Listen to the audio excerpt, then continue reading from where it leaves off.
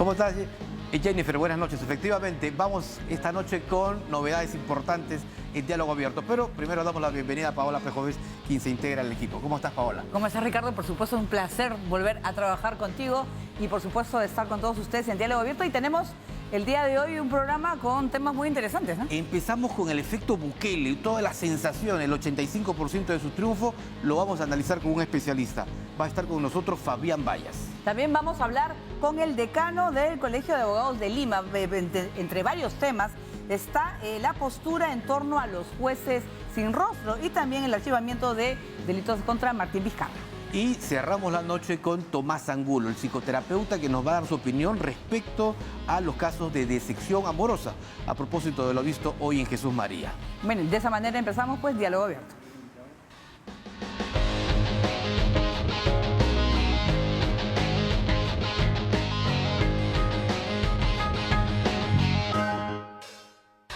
Se establecen causales de cese inmediato por falta muy grave contra aquellos docentes que pertenezcan a ideologías que contravienen la Constitución y que estén dictando clases en perjuicio de los valores cívicos, democráticos y ciudadanos.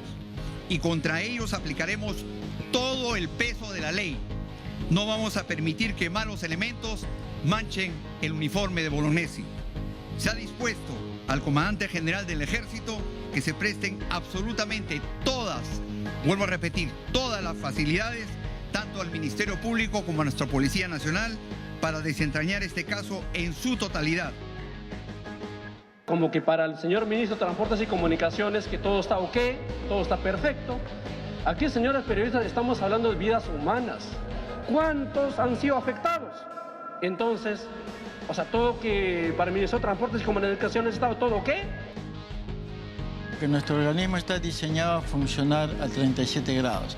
Y si esta temperatura sube a 39, 40 grados y por hora se mantiene así, entonces el organismo va a fallar, ¿no? Van a empezar con fiebre, sudoración profusa, sed, y si persiste el problema va a haber dolor abdominal, calambres, agotamiento, luego van a aparecer diarreas y finalmente un cuadro neurológico que puede llevar a la irritabilidad intensa y convulsiones que pueden llevar ya a la muerte del paciente.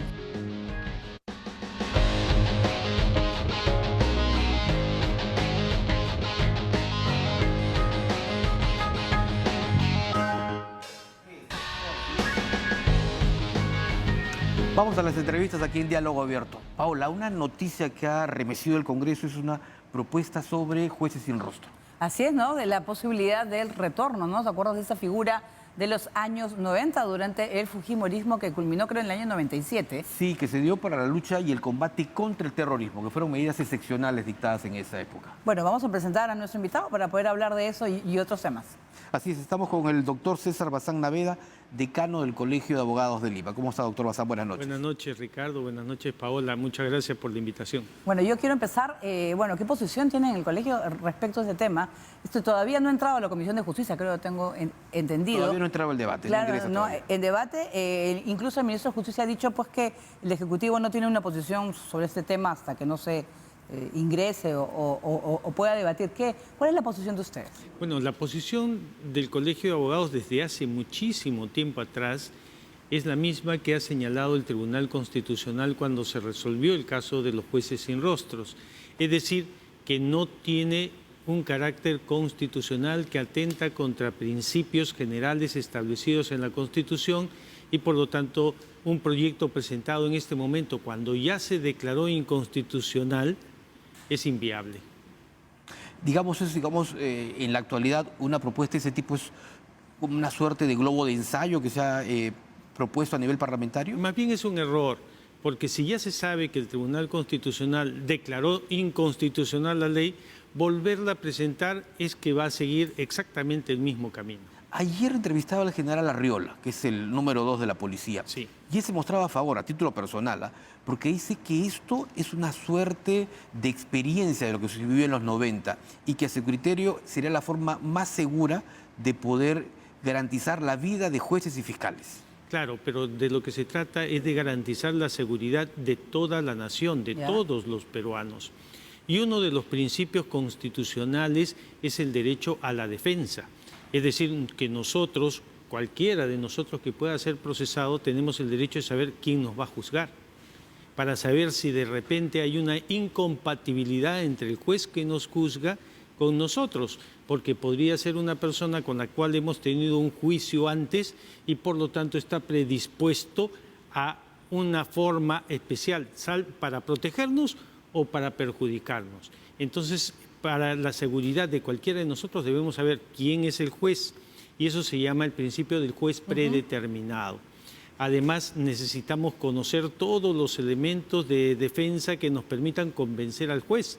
Y si no sabemos quién es, primero no sabemos si es juez, porque le pueden tapar, como sucedió en otros países, la cara y poner a una persona con botas que obviamente no sabía nada de derecho y que por lo tanto no era un abogado. Entonces la idea es que no sea un abuso. Hay algunos penalistas que han hablado sobre el tema, se les ha consultado, dicen que este proyecto carece de sustento jurídico.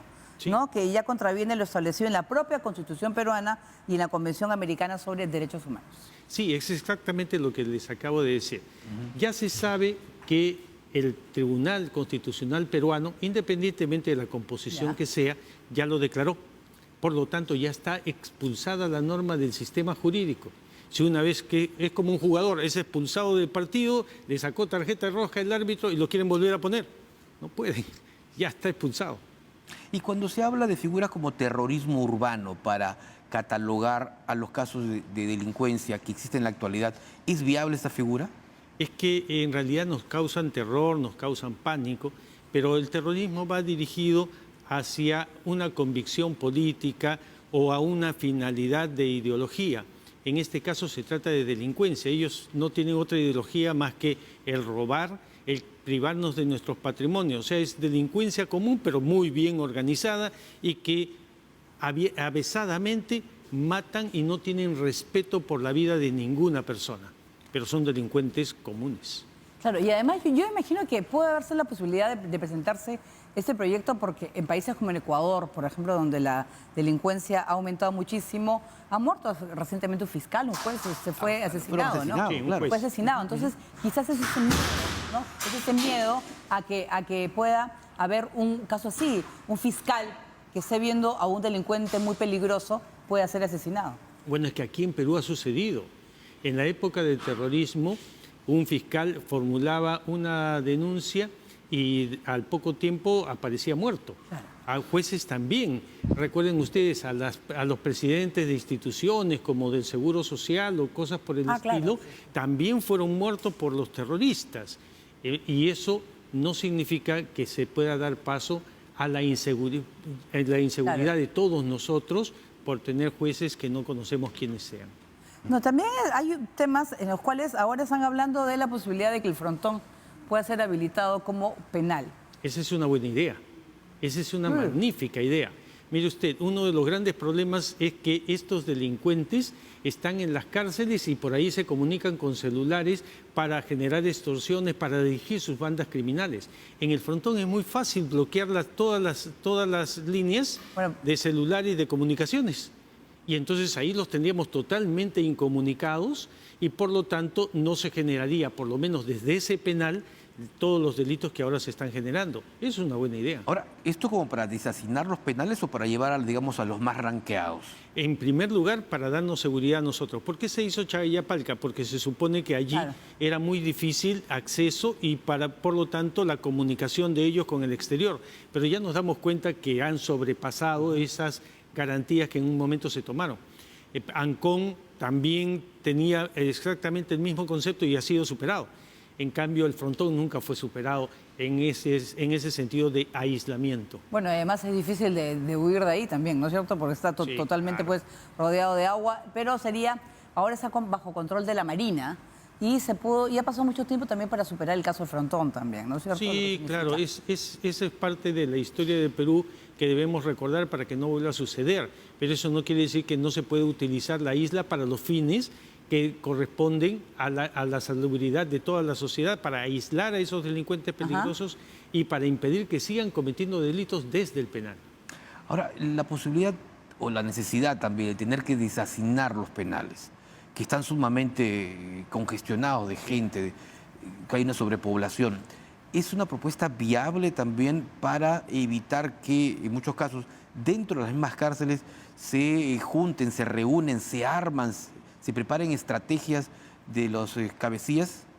Bueno, en realidad la solución está en hacer más penales, en establecer medidas que nos permitan tener el control de aquellos que son los delincuentes y hacer las cosas que no se han venido haciendo. Hace muchos años que no se hacen penales y no se desconcentra esta congestión.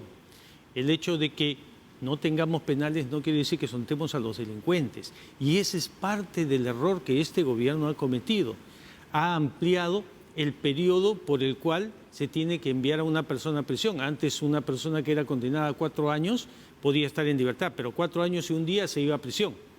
Ahora 5 años y puede seguir libre, o hasta en algunos casos hasta 6 años y puede seguir libre. Es decir, una persona que ha cometido homicidio y lo condenan a 6 años, sale libre y sigue matando. Bueno, pero también es agilizar también los procesos que están pendientes también. Ese es parte. O sea, hay gente que está en prisión preventiva casi 3 años.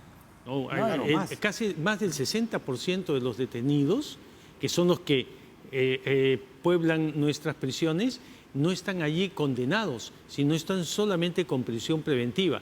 Entonces lo que hay que hacer es agilizar esos juicios para que aquellos que van a ser condenados y con condenas menores a 4 años o a 5 años, según sea el caso ahora, puedan también salir en libertad y deshacinar a las cárceles. Claro. Es un problema de velocidad en el trámite de los procesos. Lo cierto, doctor Bazán, es que la delincuencia ha traspasado fronteras, ¿no? Cierto. Tenemos ahora ya no grupos delictivos en el Perú, sino son grupos transnacionales. Incluso los cancilleres han estado aquí. El viernes se reunió la policía peruana y ecuatoriana.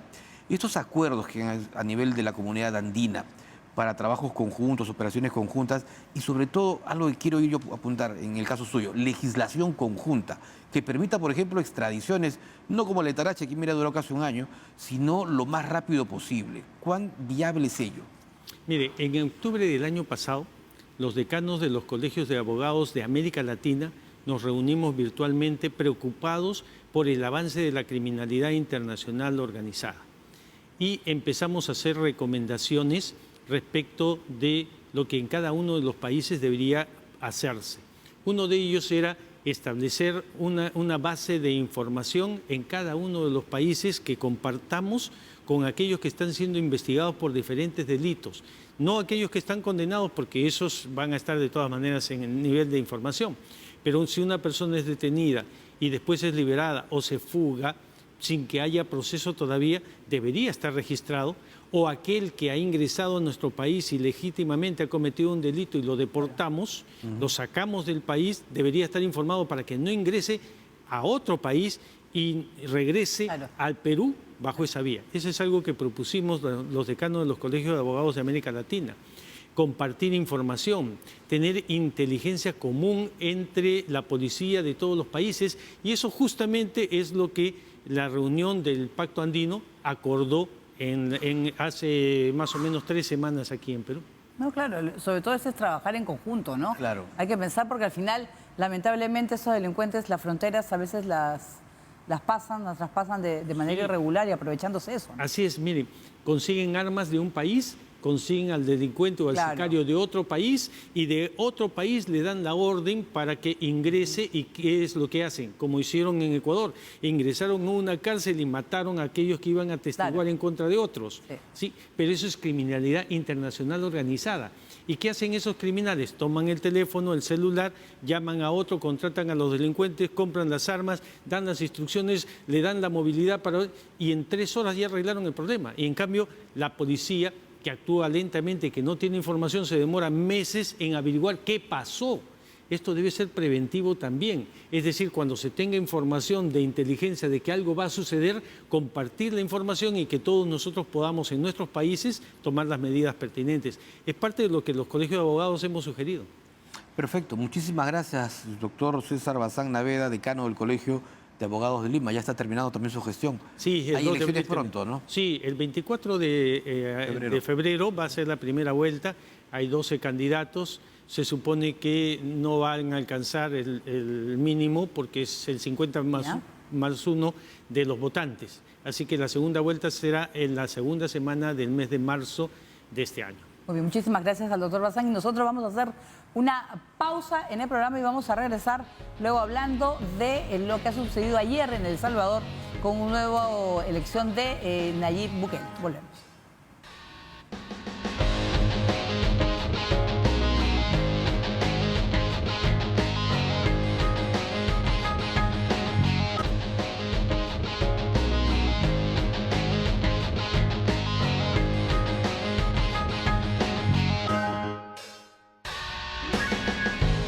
Muy bien, ahora vamos a hablar de temas internacionales. Ayer hubo elecciones en El Salvador y bueno, yo creo que no ha sido sorpresa para nadie la victoria de Nayib Bukele. Amplia, por cierto, Amplia, ¿no? Y sumamente amplia. él se ha autoproclamado ayer, incluso habló y todo el tema del triunfo.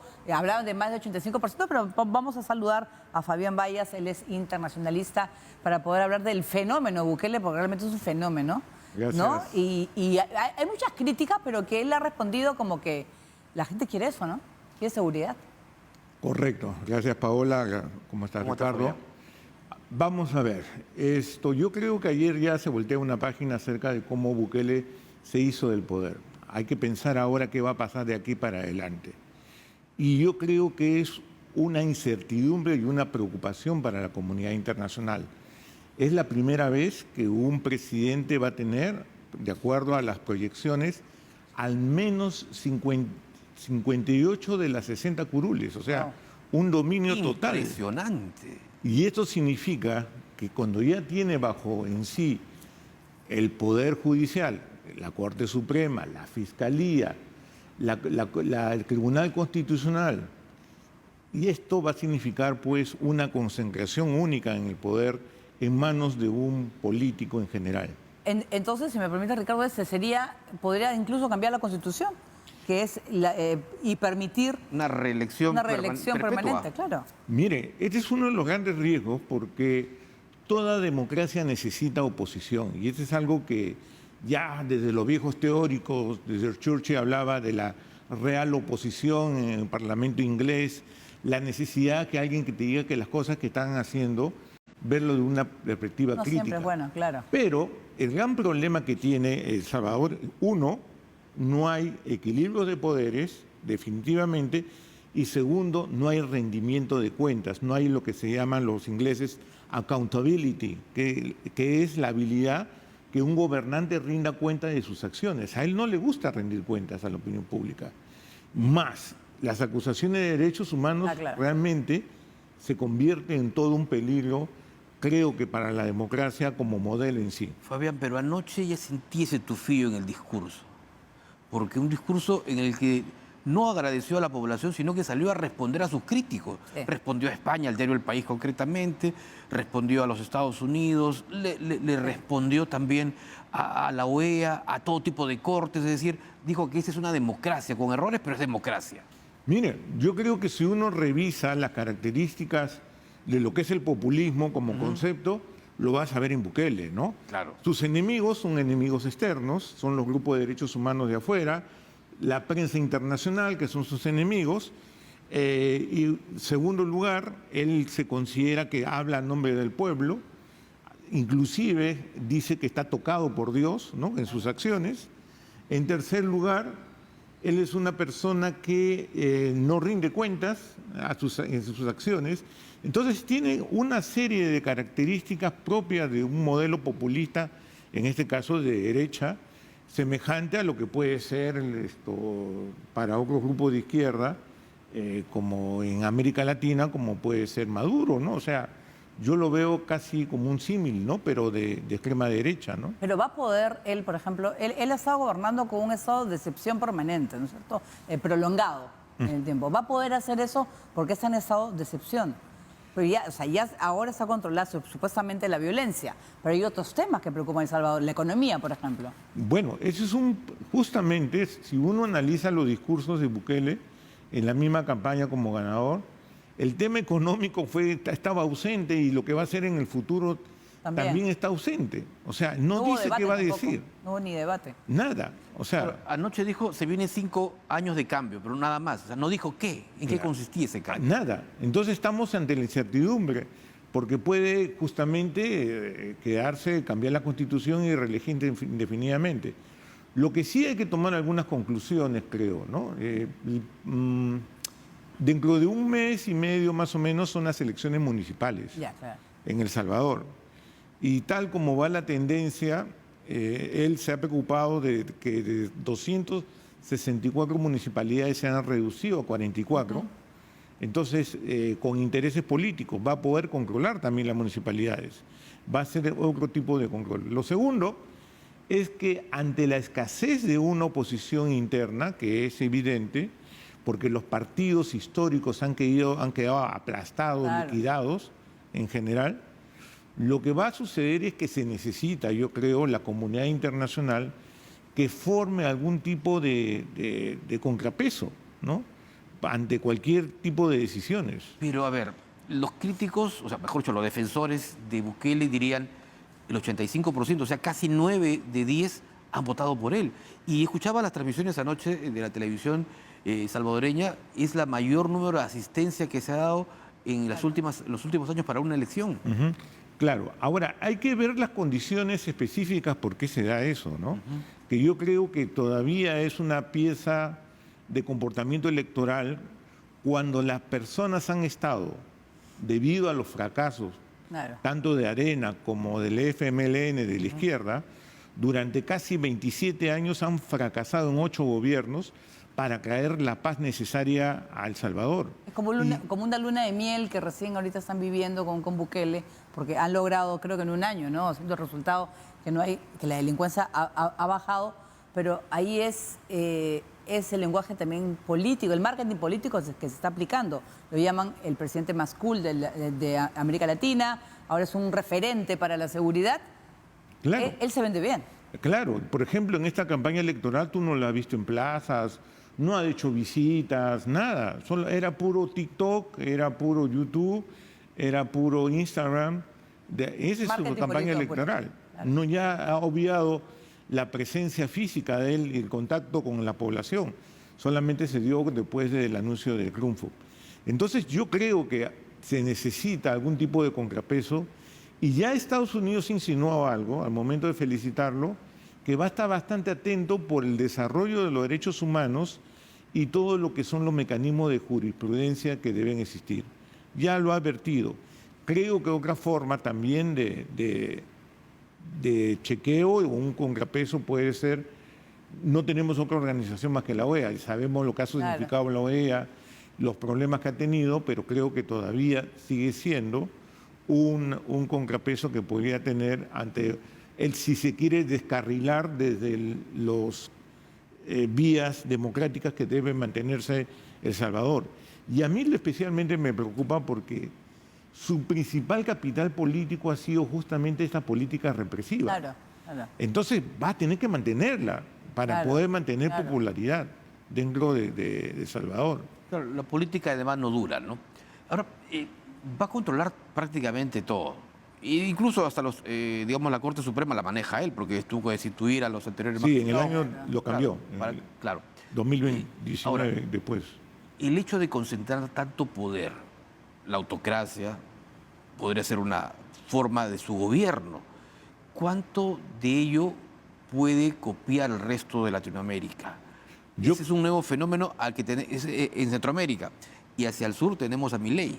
Es una Correcto. mezcla de ambos. Sí, mire, mientras más fracasa la democracia en controlar lo que es la delincuencia, este nuevo tipo de delincuencia transnacional, más posibilidades electorales va a tener un modelo tipo Bukele. Y lamento decirlo, pero es muy seductivo para muchos políticos oportunistas y no tanto oportunistas porque saben sobre lo que están jugando. Es arrebatar las mismas banderas, las mismas políticas que preocupan porque implícitamente está aceptando que se pueden violar los derechos humanos si es que se quiere combatir la delincuencia. Claro. Y ese es el gran riesgo que ocurre. va a ser imitado sobre todo por países que están sometidos intensamente a la violencia criminal. Sus instituciones no están a la altura para poder detenerla, ya sea la policía o el Poder Judicial, para poder condenarlo y procesarlo y condenarlo. A mí también me preocupa la libertad de prensa. Ya había algunos periodistas del diario El Faro, por ejemplo, de El Salvador, que tuvieron que salir, ¿no? Gabriel Labrador era uno de ellos, lo entrevistamos en Geomundo en un momento, y es eso, no quiere nadie que lo critique. Entonces, el poder también cambia a la gente. ¿Hasta dónde puede llegar Bukele? Y se le puede voltear, porque tampoco no va a ser eterno. Sí, por eso yo creo que se necesita algún tipo de contrapeso y atención al caso Bukele. Y no hay duda que algunos políticos van a querer imitarlo, ¿no? En general. Claro. En el Perú también. Porque es popular. Sí, pues. va a haber Claro. muchos, bukelitos y bukelotes, ¿no? Ya había peruanos ayer allá, ya me han contado que hay varios políticos peruanos que han estado ayer allá. Cercanos a él. Viendo el modelo, ¿no? Ujú. Pero ¿eso qué implica, no? Ya sacrificamos los derechos humanos por un bien en general, y hay que estudiar mucho porque el miedo social, que es por el cual yo creo que muchos salvadoreños están dispuestos a perder sus libertades personales, inclusive su libertad de acción, su libertad de reunirse, con tal que venga una alternativa que pueda derrotar a ese miedo que genera la delincuencia en general. Pero él tampoco han permitido en esta campaña electoral hablar a los contrincantes. No se ha escuchado las propuestas de los otros. Salvo en un medio internacional le escuché a uno, pero después... Inclusive el presupuesto que da el Estado para poder financiar los medios para que la oposición campaña, claro, manifieste, llegó muy tarde. A ver. Entonces, todo está orientado justamente para que ganara en Bukele. forma aplastante Bukele. Claro. Claro, y maneja el país, estaba, digamos, ¿dejó de la presidencia para poder hacer campaña? Bueno, ese es un artificio que hizo para poder decir que está cumpliendo la Constitución, ¿no? Porque la Constitución decía que el presidente, que no puede ser candidato un presidente anterior que había ejercido o que había gobernado 6 meses al menos. Entonces lo interpretó de una forma muy especial y dijo, bueno, si son 6 meses, entonces yo me retiro 6 meses y puedo postular, ¿no? Hizo su ley de interpretación auténtica. Claro, y lo aplaudieron en el Tribunal Constitucional. Muchos lo comparan incluso con el caso de Fujimori también. Yo creo que ha Bukele. aprendido mucho de Fujimori. ¿Cierto? ¿no? O sea, vas a recordar a mí muchísimo y ya sabemos cómo terminó. Venezuela también se vienen elecciones. María Corina Machado también le están inhabilitando, pero ella insiste. ¿Cómo ves lo del tema de Venezuela?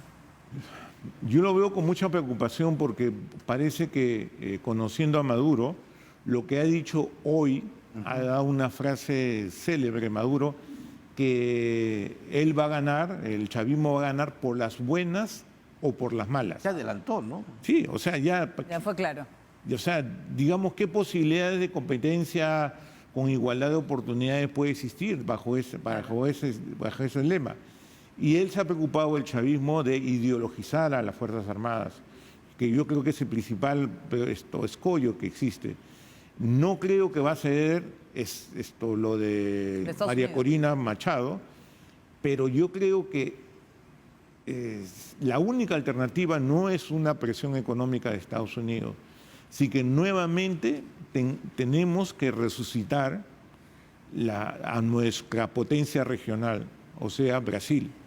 Brasil yo creo que es el país llamado en estos momentos para comenzar a renegociar estos puntos y pedirle al chavismo y a Maduro y a su tribunal electoral que acepte a la líder indiscutible de la oposición como es María Corina Machado, ¿no? Eso yo creo que Brasil tiene actualmente la influencia necesaria para poder tal vez cambiar la opinión de El presidente Maduro. Lula va a ser gravitante allí. Sí. ¿Mediante el foro de Sao Paulo? Mediante el foro de Sao Paulo, porque él ha sido uno de los promotores de toda esta reunión que hubo Claro. para poder... Con la oposición. Sí, con la oposición, ¿no?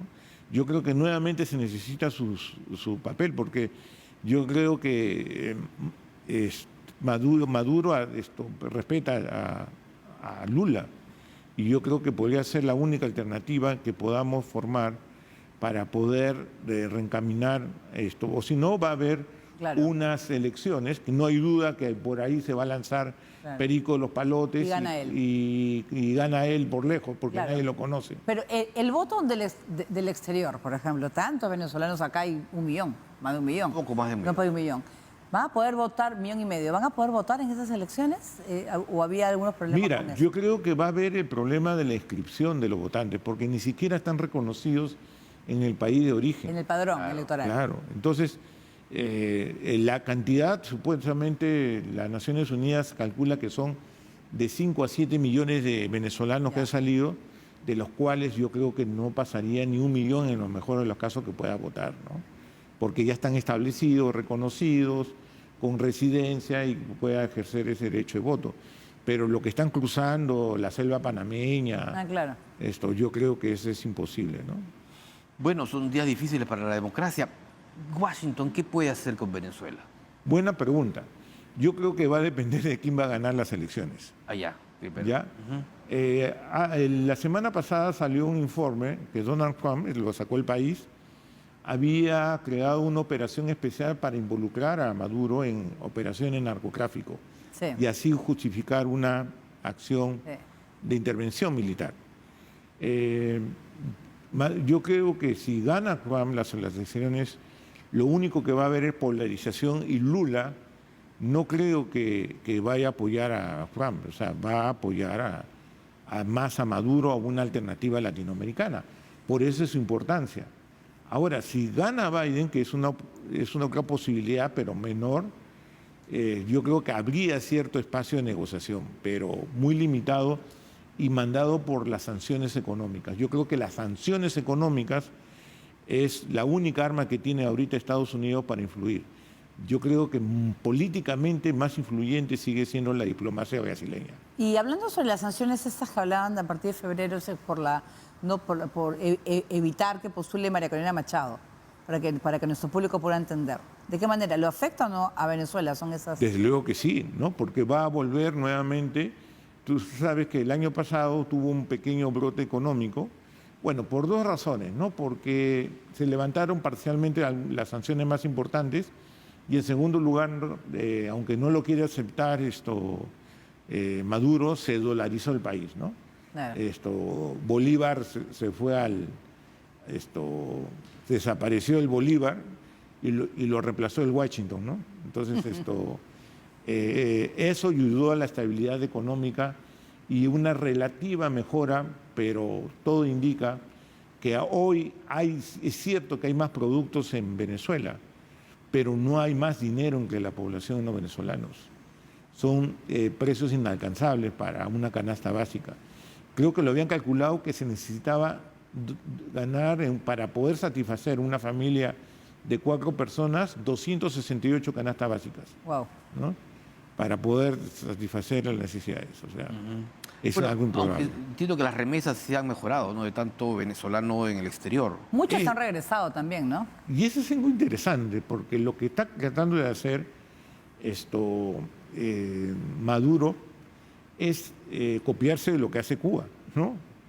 Cuba vive si hay dinero en Cuba, en cierta manera, es por gran parte por las remesas que viene de Estados Unidos, la población, porque no pueden vivir una familia sin dinero de las remesas. Yo creo que eso está copiando para que ingrese dólares al sistema.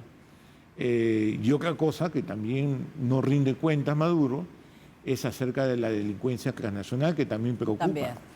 Hay 52.000 presos que ha liberado Maduro del año 2019 que nadie sabe dónde están. Claro, abren esta cárcel no me acuerdo el nombre, pero que donde salían, entran y salían como que fuera... El tren de Aragua. Lo del tren de Aragua. Bien, muchísimas gracias pues Fabián, a Fabián Vallas, internacionalista. Vamos seguramente en otra ocasión seguir conversando porque este año es intenso, ¿no? Sí, va a haber muchas elecciones, así que será motivo para seguir reencontrándonos. Muchas gracias por todo. Muy bien, vamos a hacer nosotros una pausa y vamos a regresar con Tomás Angulo vamos a hablar un tema interesantísimo, las decepciones amorosas. Y las consecuencias o efectos que tienen en la persona, ya sea hombre o mujer. Yo creo que más de uno se va a sentir identificado. Volvemos. Vamos a la pausa.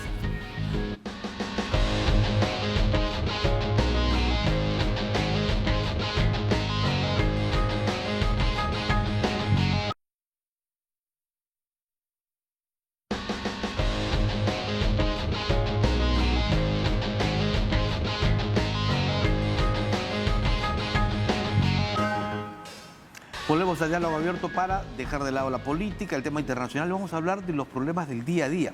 Hoy veíamos en imágenes, sobre todo en redes, Paola, a una señora que apareció justamente en la maletera de un auto en medio justamente de una operación policial, algo que ni el propio conductor sabía. No, y le habían preguntado, y él había dicho que estaba ahí, que lo hacía para vigilar al esposo. Ante una presunta infidelidad. O sea, para poder atraparlo. Así es. Pero es que esas decepciones amorosas, y yo no sé la gente cómo puede estar viviendo así, en constante control, no porque yo soy la idea que si no te quieren, no te quieren. Así es. Pero vamos a hablar con un especialista. Saludamos a Tomás Angulo, él es psicoterapeuta y bueno, y conoce más de algún caso y varios casos al respecto. ¿Cómo estás, Tomás? Bienvenido. Hola, Paola, ¿cómo estás? Estoy bien. Ya son 30 años y son más de 1000 casos acerca de decepciones amorosas, porque yo solamente me dedico al tema de la pareja, el desamor, el amor, así que de ese tema puedo hablar mucho. Claro, hablemos de la decepción amorosa, ¿no? La decepción amorosa puede estar ligada a que te dejen de querer o que una persona haga algo que a ti te decepcione o que tú sientas que no era como tú pensabas. ¿Cómo la podrías definir? A ver, es mucho más complejo y complicado. Para empezar, una decepción amorosa tiene que tener las 3 D: desilusión, desencanto y desorientación, porque una persona se queda con muchas preguntas. ¿Me quiere? ¿Me valora? ¿Soy suficiente? ¿Yo soy la persona que él me va a cuidar o ella me va a cuidar, me va a proteger? O sea, uno queda desorientado. Pero quienes estamos más cerca del dolor y quienes vemos parejas, vemos diferentes tamaños y calidades de amor y de decepción. Hay parejas que amándose son infieles, claro, y se decepcionan amándose. Ahí la pregunta es, pero si me amas, ¿por qué me haces esto? Claro. Y la explicación es porque a veces desilusionamos a nuestra pareja con temas sexuales y no con temas amorosos. Para algunas personas esto está integrado, para otras personas no.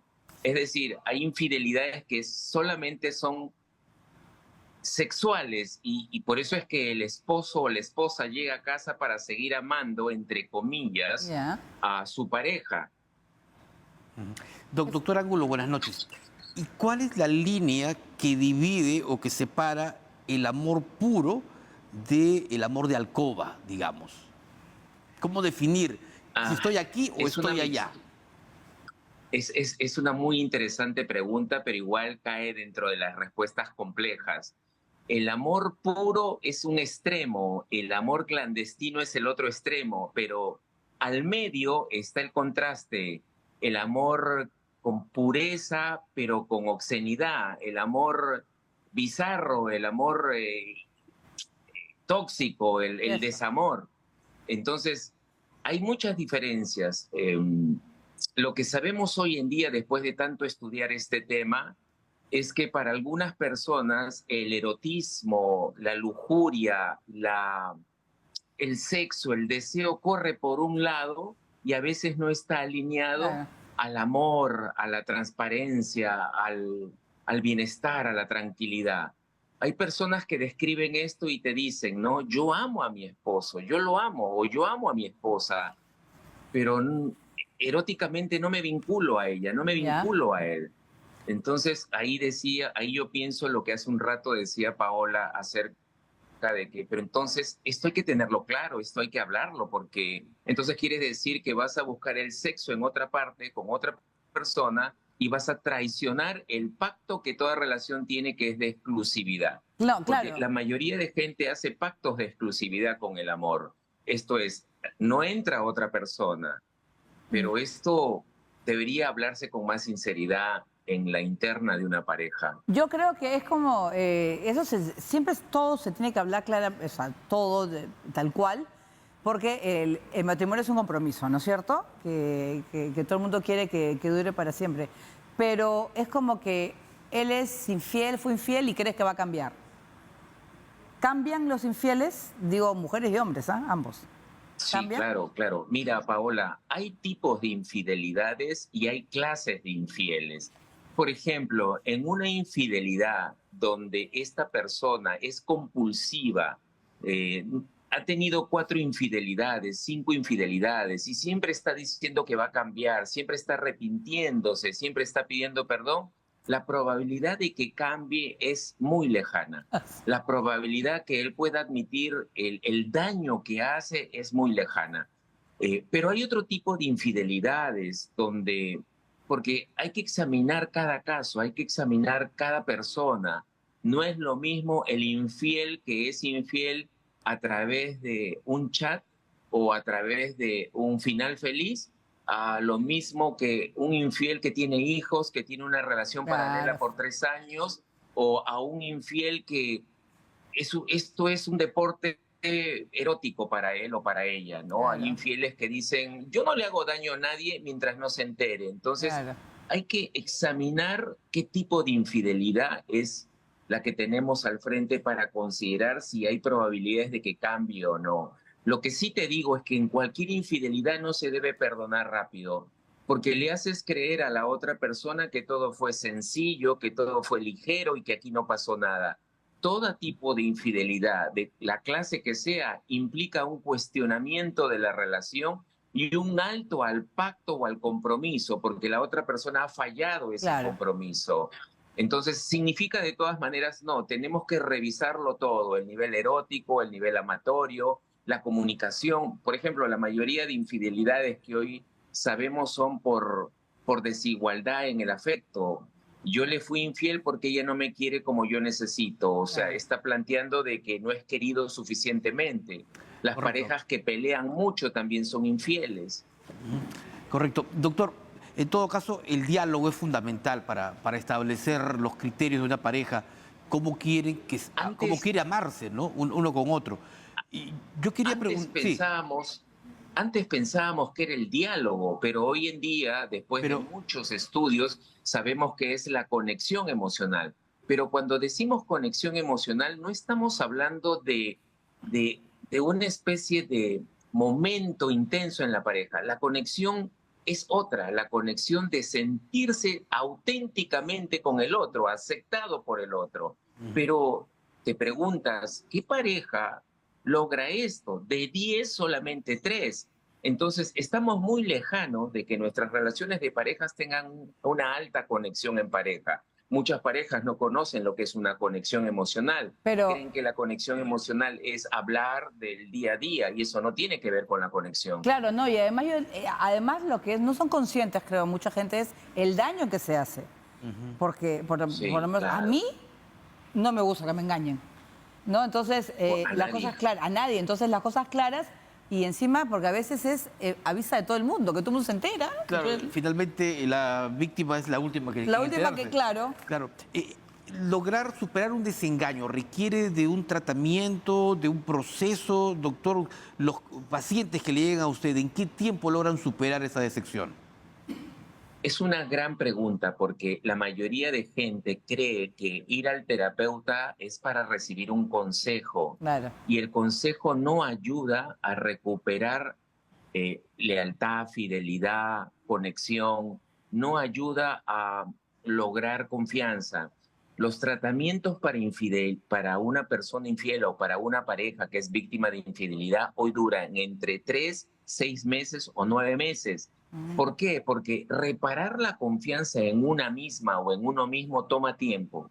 Resarcir el daño emocional, es más, ahora algunas infidelidades tienen la categoría de trauma emocional. Claro. Entonces, imagínate lo fuerte que puede ser para una persona pescar a su pareja, porque no solamente se trata del acto, acto, por así decirlo, doloroso, sino es la consecuencia. O sea, se derrumban expectativas, sueños, esperanzas, y se derrumba una identidad, porque tú creías que esa persona era de una manera y ahora descubres que es de otra. Claro. Entonces, ¿cómo vivir con una persona que es capaz de hacerte esto?